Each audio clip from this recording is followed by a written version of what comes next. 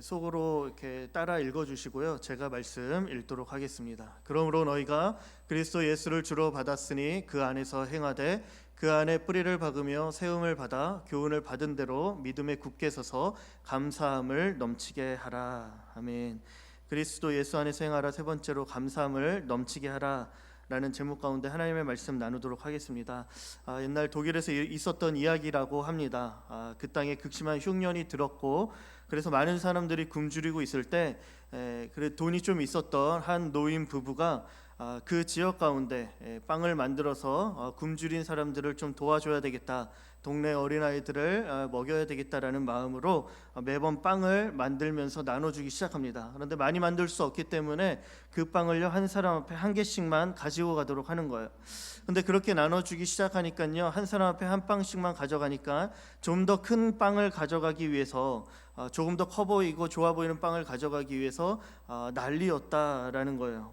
그러나 그 가운데요 많은 사람들이 더 좋은 빵, 더 큰 빵 가져가려고 하지만 어떤 한 어린 여자아이는요 늘 항상 앞에 선 것이 아니라 큰 것을 얻으려고 가지려고 애를 쓴 것이 아니라 항상 맨 끝에서 남아있는 자그마한 빵을 가지고 갔다라는 거예요.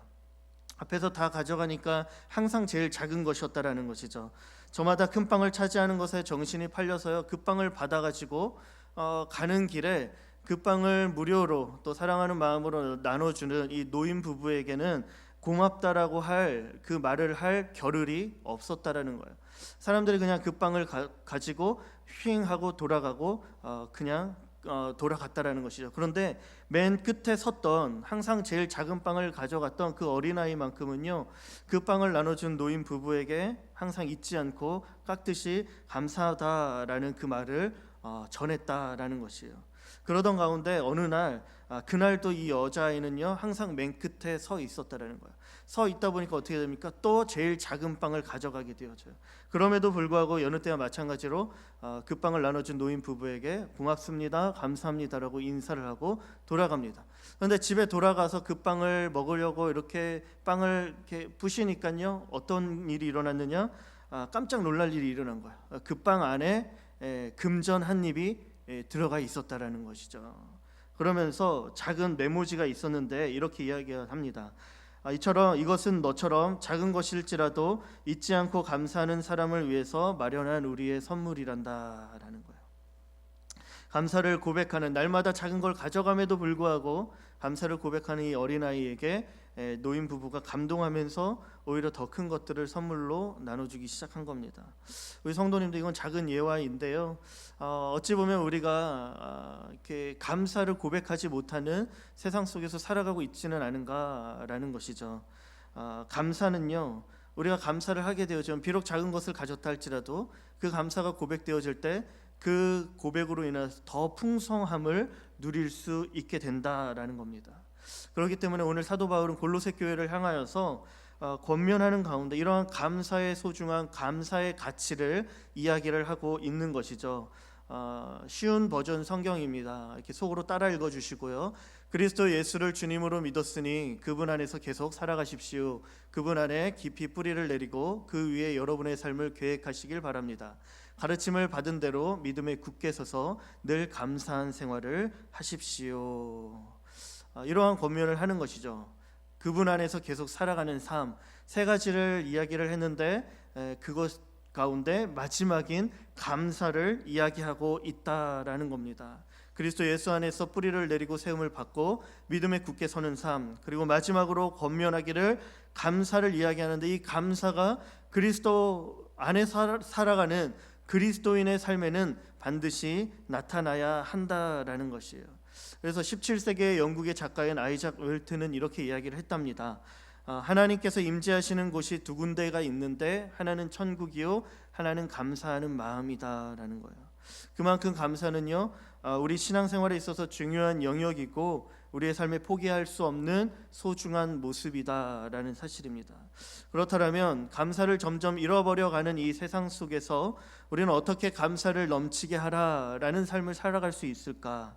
그리스도 예수 안에서 살아가는 삶에 나타나는 감사를 넘치게 하는 그 모습들은 어떠한 것들이 있을까? 함께 나눠보도록 하겠습니다. 첫 번째로는요, 감사를 선택할 때 우리의 삶에 감사가 넘쳐 흐르게 된다라는 사실인 것이에요. 많은 사람들이 감사는 상황의 지배를 받는다라고 이야기를 합니다. 다시 말해서 감사는 감사할 수 있는 상황이 조성되어야만 할 수 있다라고 이야기를 하는 것이에요. 이런 것들이 주어질 때, 이러한 문제가 해결되어지면, 우리가 바라던 것들이 성취가 되어지면 감사하다라는 거예요. 그런데 그러한 일들이 일어나지 않으면 어떻게 감사할 수 있겠느냐라고 말하기 시작하는 것이죠. 우리에게 주어진 풍요로움에 만족하기보다는 오히려 없는 결핍에 아파하는 시대입니다. 경기가 불황이어서 이것이 장기화되어지면서 오히려 청년 세대들에게는요, 3포, 5포, M포 세대, 모든 것들을 포기해야 한다라는 이 말이 너무나도 자연스러워졌고, 밀레니얼 세대라고 대표되어지는 오늘의 청년 세대들은요, 이 가난의 세대, 보편적 가난의 세대, 어떠한 누군가 특정 사람들만 가난한 것이 아니라 모두가 가난한 세대의 대표적인 세대가 지금 오늘의 청년들이다라는 거예요. 그렇기 때문에 세상은 점점 화려해 보이고 풍요로워 보일 수는 있지만 오히려 그 속에서 살아가는 우리들은요, 상대적인 빈곤과 결핍의 고통 속에서 우리 스스로를 가난하다, 스스로를 정의 내리기 시작한다라는 겁니다. 이러한 결핍과 절망이 가득한 세상 속에서 상황의 지배를 받지 않고 우리는 어떻게 감사를 고백할 수 있을까요? 오늘 우리가 읽었던 본문 2장 7절 말씀에서 그리스도 예수 안에서 살아가는 모습을요, 동사로 표현하고 있는데 네 가지의 동사가 나옵니다. 세 가지를 권면하는 가운데 네 가지의 동사가 나오는데, 뿌리를 내린다, 세움을 받는다, 그리고 믿음에 굳게 선다, 넘치게 감사를 넘치게 한다라는 이 네 가지의 동사들이 있어요. 그런데 이 동사들은요, 현재 분사입니다.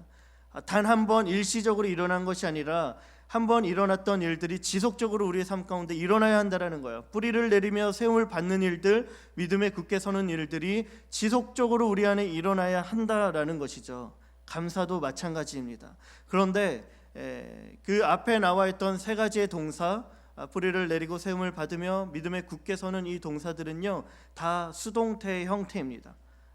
그러나 감사는요, 넘치게 하라라는 것은요, 능동태인 것이죠. 이것이 무엇을 이야기를 하냐면, 앞에 나와 있던 이 세 가지의 일들의 주도적인 이 일들을 일어날 수 있도록 이끌어가는 주체가 누구냐? 바로 하나님이시다라는 거예요. 하나님의 놀라운 은혜가 우리 가운데 부어졌고, 그 은혜 안에서 살아가게 되어질 때 우리 안에 뿌리가 내려지고 세움을 받으며 믿음에 굳게 서는 일들이 우리 안에 일어나게 되어진다라는 것이죠. 그런데요, 마지막인 감사는 조금 다릅니다. 감사는 어떠한 영역이냐? 바로 이 영역은요, 우리가 능동적으로 선택해야 할 영역이다라는 거예요. 그래서 우리의 삶에 과연 감사가 넘치고 있느냐? 이 감사의 분량을 이야기하기 시작할 때 누구에게 책임이 있냐라면요, 바로 우리에게 있다라는 것이죠. 우리가 어떻게 감사를 넘치게 그렇더라면 할 수 있는가?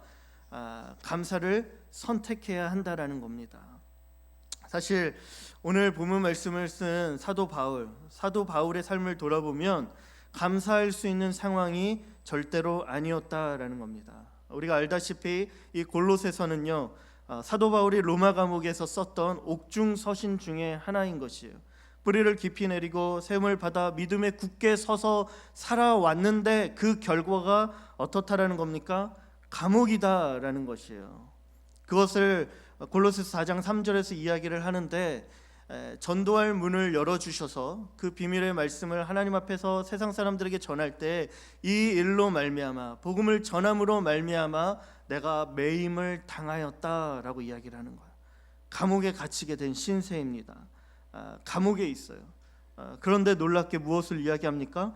그 감옥의 현장 속에서 감사를 이야기하고 있다라는 거예요. 그럼에도 불구하고 감사를 목 놓아 외치고 있다라는 것이죠. 그만큼 바울에게 있어서 이 감사는요, 중요한 신앙의 고백이었다라는 겁니다. 비단 이 골로새서에서만 감사를 이야기하는 것이 아닙니다. 신약 성경에 이 감사라는 표현이 총 65회 등장하는데, 이 65회 가운데 무려 70% 이상이 이 바울이 쓴 바울 서신 가운데 담겨져 있다라는 거예요. 특별히 이 13권 바울 서신을 썼는데 갈라디아서와 디도서를 제외한 11권의 이 바울 서신 가운데 공통적으로 등장하는 감사의 표현들이 있다라는 것이죠. 그것을 통해 우리가 무엇을 알 수 있느냐? 바울에게 있어서는요, 감사가 너무나도 중요한 신앙의 모습이었다라는 것이에요. 그런데 어떻습니까? 그 감사가 기록된 11개의 서신서를 보면서 지나왔던 바울의 삶을 보면 절대로 감사할 수 있었던 충분한 조건이 그의 삶에 없었다라는 것이죠. 그에게는 먼저 육체의 가시가 있었습니다. 그 육체의 가시, 질병의 고통으로부터 하나님 앞에 치료받고자 3번씩이나 기도했던 것들을 우리가 보게 되어지죠. 뿐만 아니라 복음을 전하는 삶 가운데 고난과 박해가 있었습니다. 자지 못했고 궁핍에 처했고 심지어 매를 맞아 돌에 맞았으며 죽을 위험을 여러 번 당하였다라는 거예요.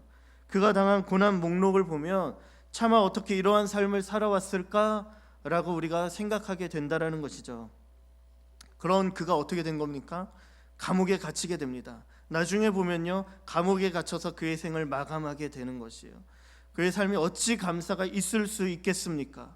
감사보다는 원망과 불평과 그 불만이 가득해야 하는 것이 정상적이다라는 거예요. 풍요로움보다는 오히려 결핍 가운데 절망을 경험할 수밖에 없는 그의 삶이었는데, 그러나 그럼에도 불구하고 사도 바울은 감사를 이야기하고 감사를 노래하고 있다라는 거예요. 감사의 사람으로 감사를 넘치게 하는 삶을 그가 지금까지도 살아가고 있다라는 것이죠. 어떻게 감사를 노래할 수 있었는가? 그것은요, 그가 골로새 교회에게 권면했던 것처럼 그의 삶에 감사를 능동적으로 선택하기 시작했다라는 거예요. 그렇다면 다른 사람들이 이렇게 선택하기 어려운 이 감사를 그는 어떻게 같은 어려운 환경과 결핍의 상황 속에서도 감사를 선택할 수 있었는 것인가? 그것은요, 그를 둘러싼 없는 것, 절망스러운 것, 결핍의 환경을 바라본 것이 아니라 오히려 그 속에 부어지는 부요한 하나님의 놀라운 은혜를 볼 수 있었기 때문이다라는 것이에요. 그렇기 때문에 감사는 무엇이냐면요, 무엇을 보느냐에 따라서 우리가 선택할 수 있다라는 것이에요. 많은 사람들이 똑같은 상황을 보고도 다르게 해석을 합니다. 어떤 사람들은 불평을, 그러나 어떤 사람들은 감사를 이야기하는 것이죠. 우리에게 펼쳐져 있는 이러한 상황과 현실들을 과연 어떠한 시각으로 볼 수 있느냐가 감사를 이야기할 수 있느냐 없느냐로 판가름 나게 된다는 거예요. 바울은 골로새 교회에 권면하는 것처럼요, 그리스도 예수 안에서 살아왔던 사람입니다. 그의 삶에는요, 고난이 가득했고 결과가 감옥이었죠. 그러나 그러한 삶 속에서도 그가 감사를 이야기할 수 있는 이유는 어디에 있느냐?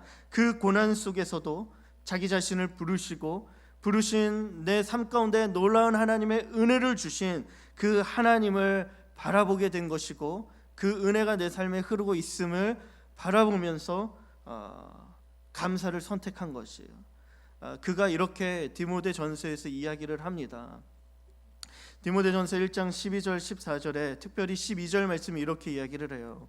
나를 능하게 하신 그리스도 예수 우리 주께 감사함은 나를 충성되이 여겨 내게 직분을 맡기심이니. 그가 지난날 나의 자신의 삶을 돌아보게 될 때 감사한 한 가지가 있으니 그것이 무엇이냐? 그리스도 예수가 나를 택해 주셨다라는 거예요. 그리스도 예수가 내게 직분을 주셨다라는 거예요. 전에 내가 어떤 사람이었습니까? 비방자요, 박해자요, 폭행자였다라는 거예요. 하나님께서 나를 찾아올 만한 어떠한 이유도 없고 내게 베풀어 주실 하나님의 놀라운 긍휼의 이유가 하등 내게 이유가 없음에도 불구하고 어떻다라는 거예요? 주의 은혜가 내게 넘쳐났다라는 거예요. 예수 안에 있는 믿음과 사랑과 함께 넘치도록 내 삶에 풍성하게 부어졌다라는 것이죠. 그것을요, 그가 기억하고 있는 것입니다. 은혜로 시작된 그의 인생 여정 속에 고난이 있었지만, 아픔이 있었고 궁핍과 결핍이 있었지만, 그럼에도 불구하고 그 삶의 현장 속에 은혜로 나를 불러주신 하나님을 바라보며 감사를 노래하고 감사를 선택하고 있는 거예요. 뿐만이 아닙니다.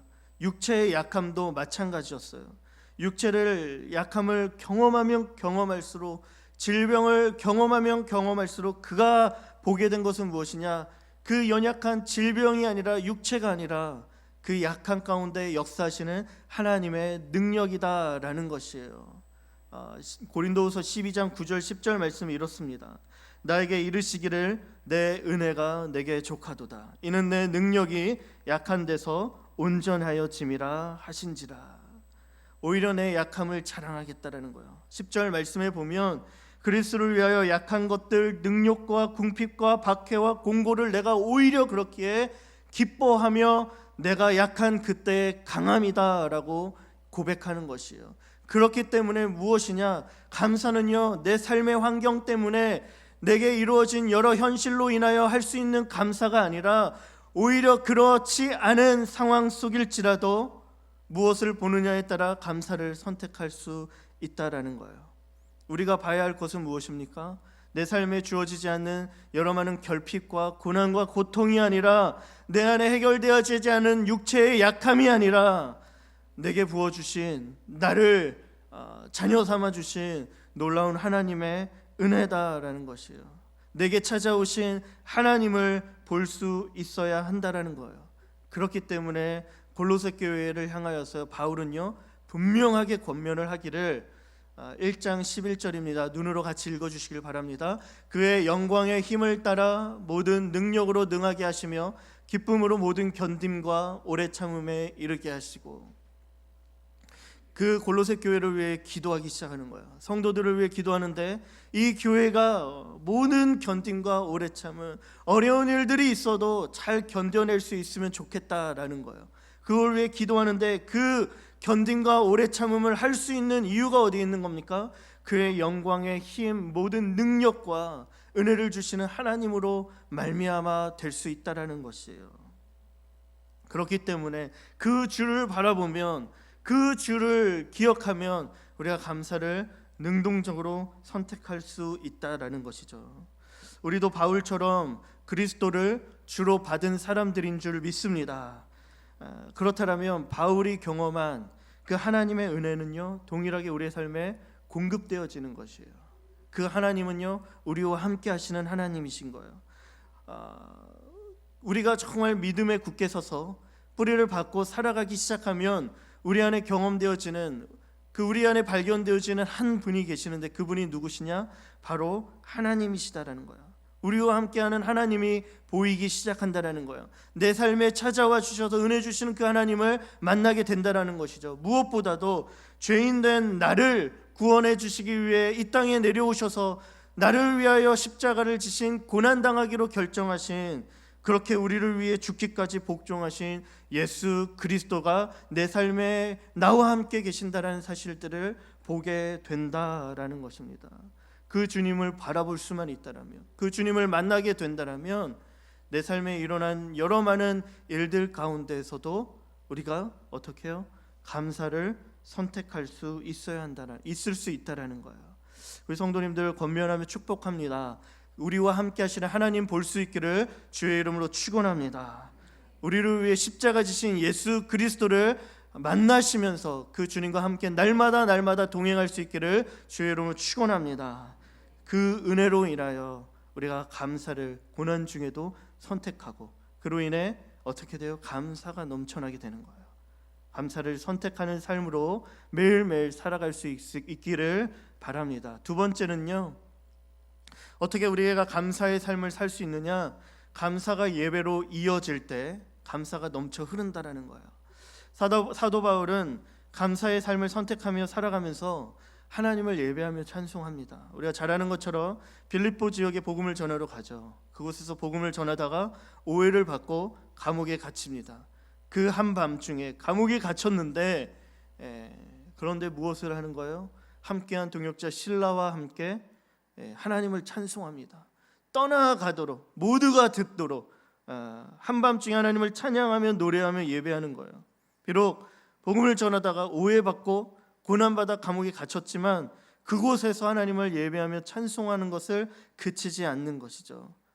감사의 선택이 하나님을 향한 예배로 이어지게 되어지고 그 예배로 이어진 감사는요 더 풍성한 삶을 우리 가운데 가져다 준다라는 것이에요.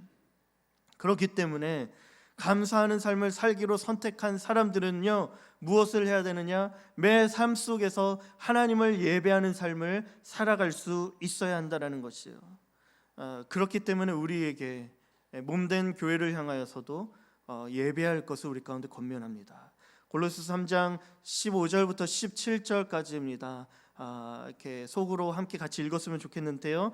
그리스도의 평강이 너의 마음을 주장하게 하라. 너희는 평강을 위하여 한 몸으로 부르심을 받았나니 너희는 또한 감사하는 자가 되라.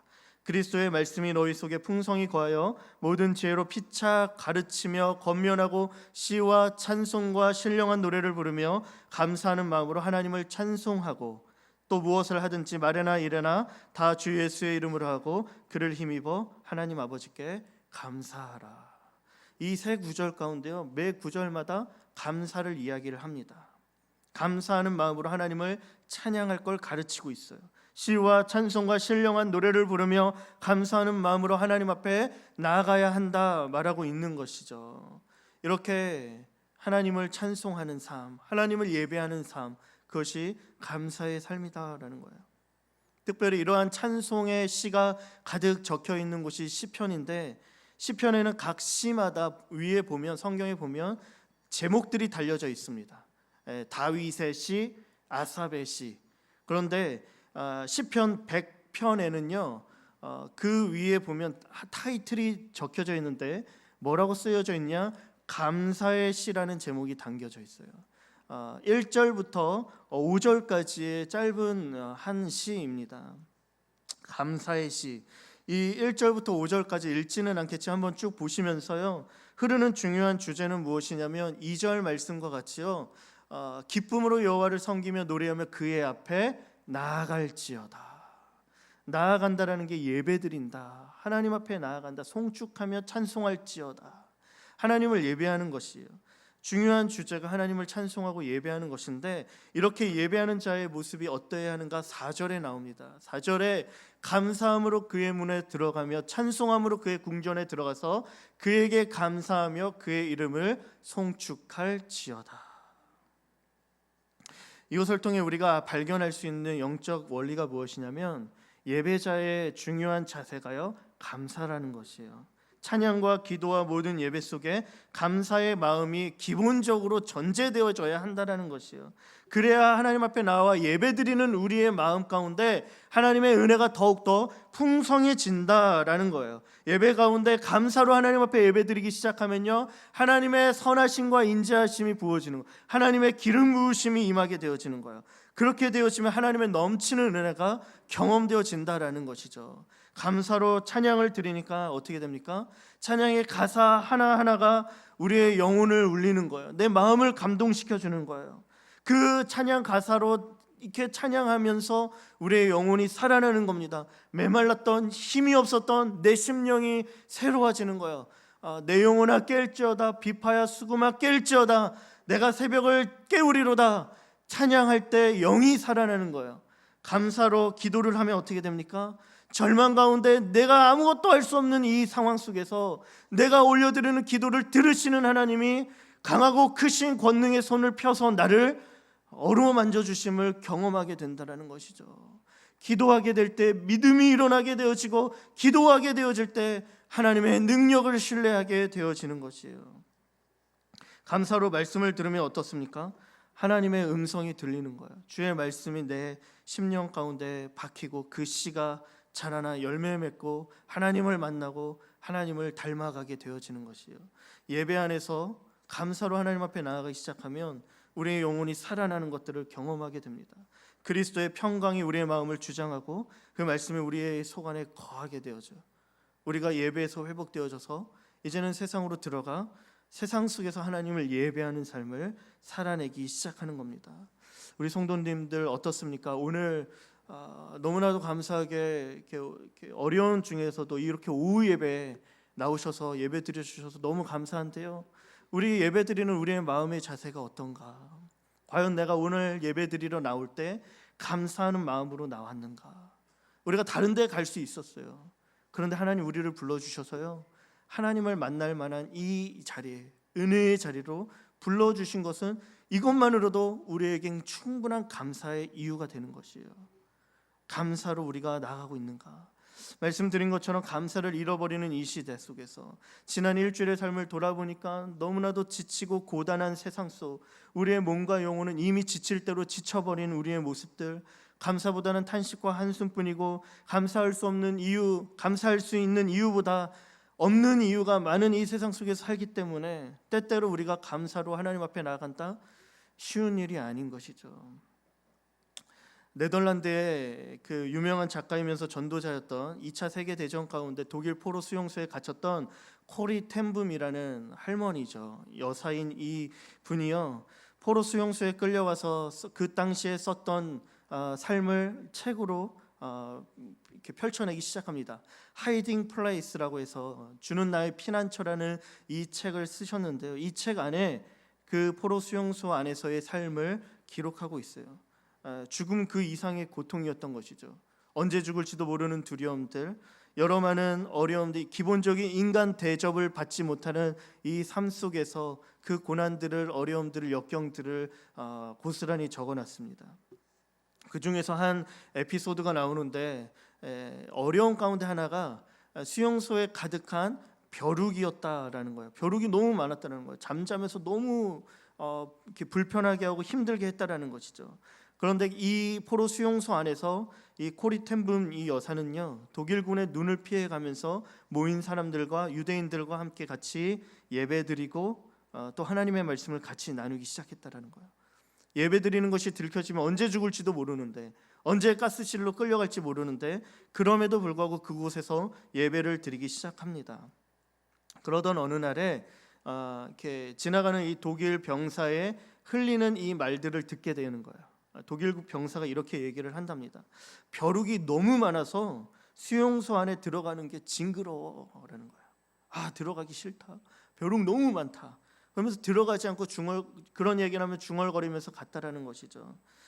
벼룩에 물릴까봐 들어오지 않고, 들어오지 않음으로 인해서 경계가 허술해지고, 그래서 그 안에서 하나님을 향하여 예배 드릴 수 있었다라는 거예요.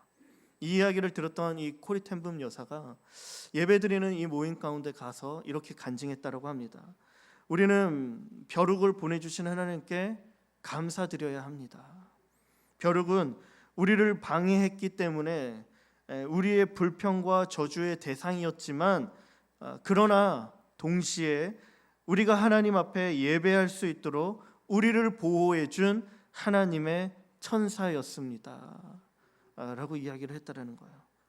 죽음의 현장 속에서 하나님을 예배하기 시작하자 어떻게 된 거예요? 감사할 수 없는 곳, 감사할 수 없는 이유가 이제는 바뀌어져서 감사의 이유가 되기 시작한 것이에요.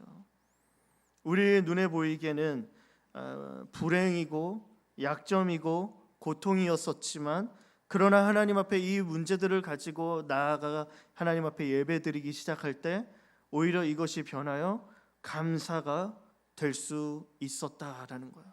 그렇기 때문에 우리가 감사를 넘쳐난 삶, 감사가 풍성히 흘러넘치는 삶을 어떻게 살 수 있느냐? 매 순간순간 하나님을 예배할 때에 감사가 넘쳐날 수 있다는 거예요.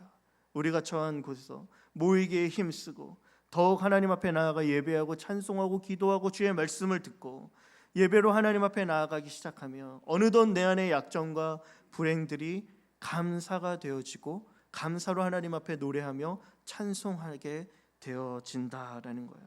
우리의 삶에 놓인 여러 많은 고통들 속에서도 우리 하나님을 예배할 수 있게 되기를 주님의 이름으로 축원합니다.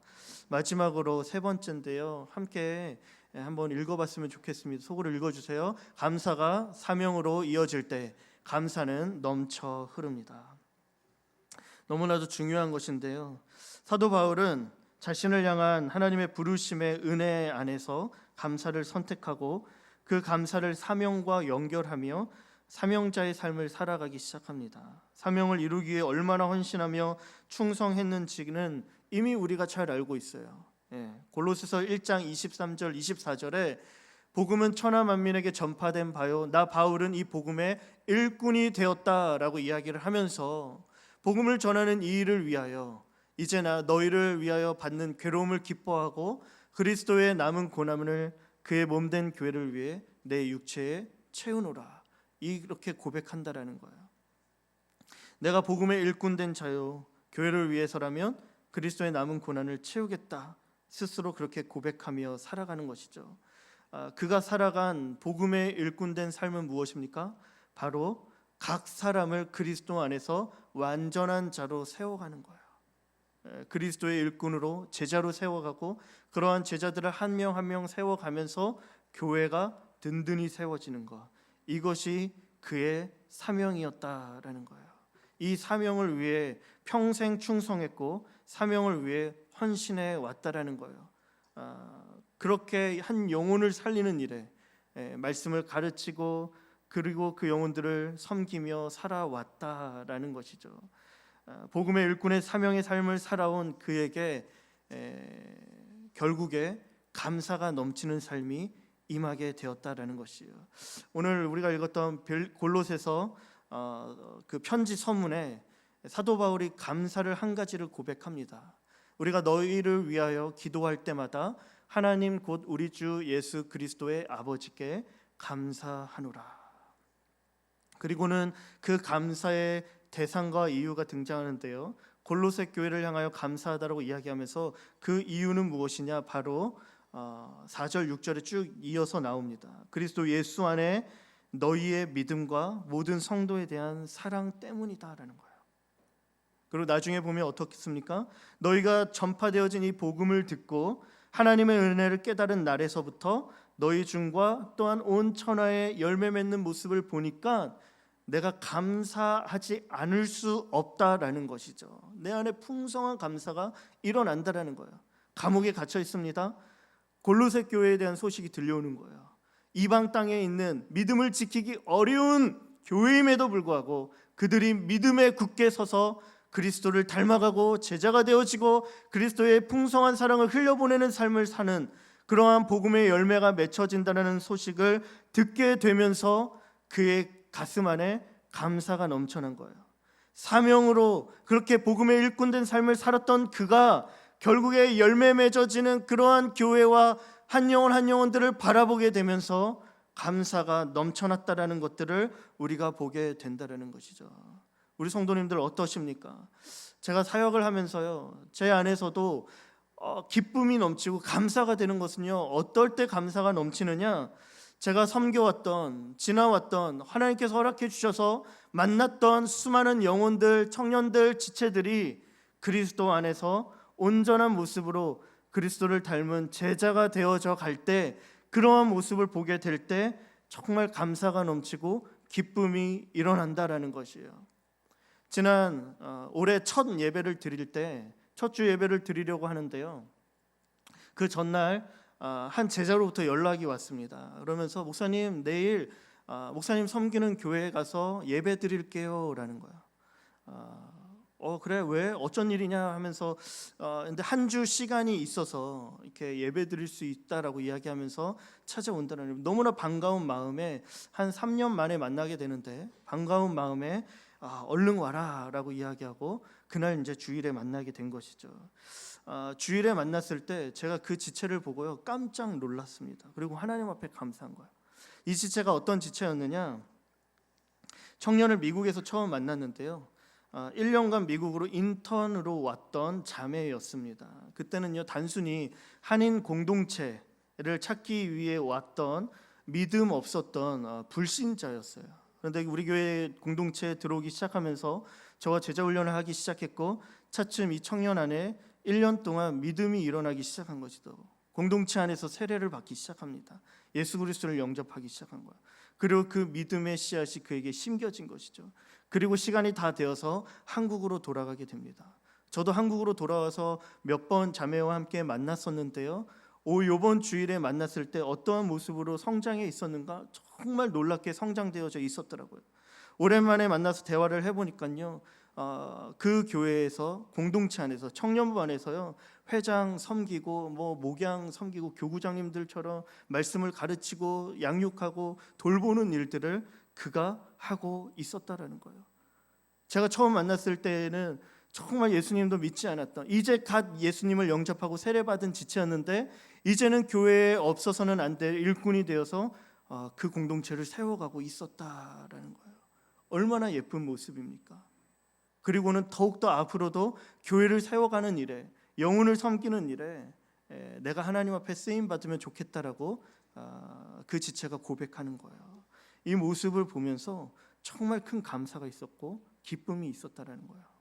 이건 비단 목회자의 기쁨이지 않다라는 것이죠. 우리 성도님들 다 경험해 보셨을 겁니다. 목자로 섬기고 여러 가지 교사로 섬기고 다양한 모습 가운데 한 영혼을 그리스도의 정말 완전한 자로 세워가는 일에서 조금씩 수고하게 되어질 때 내 이러한 수고로 말미암아 한 영혼이 세워지고 그리고 교회가 든든히 세워지는 모습을 볼 때마다 우리 안에는요 감사가 넘쳐나게 된다는 거예요. 기쁨이 가득하게 된다는 거예요. 그렇기 때문에 우리 성도님들 감사를 넘쳐나게 하기 위해 우리가 해야 할 중요한 일은 무엇이냐? 하나님께서 우리를 부르신 이 부르심의 사명을요 감사와 연결시켜서 이 사명에 헌신하고 이 사명에 충성할 수 있어야 한다라는 거예요. 그렇게 사명에 충성하고 헌신된 삶을 살아가게 되어지면 반드시 열매 맺게 되어지고 그 열매로 인하여서 우리의 삶에는요 감사가 가득하게 된다라는 거예요. 우리 성도님들 안에 허락하신 그 사명을 이룸으로 말미암아 열매가 풍성하여지고 그 열매로 하나님 앞에 감사하는 삶을 살 수 있기를 주의 이름으로 축원합니다. 우리 찬양팀들 앞에 나와 주시고요. 골로새서 2장 6절 7절은요 그리스도 예수 안에서 살아가는 삶을 이야기를 합니다. 뿌리를 내리고 샘을 받으며 믿음에 굳게 서서 감사함을 넘치게 하는 것, 이러한 삶이 그리스도 안에서 살아가는 모습이다라는 것이에요. 우리 성도님들 2020년 그리스도 예수 안에서 살아가면서 우리에게 허락하시는 풍성한 은혜를, 하나님의 놀라운 능력을 경험할 수 있게 되기를 주의 이름으로 축복합니다. 함께 감사를 찬양하도록 하겠습니다.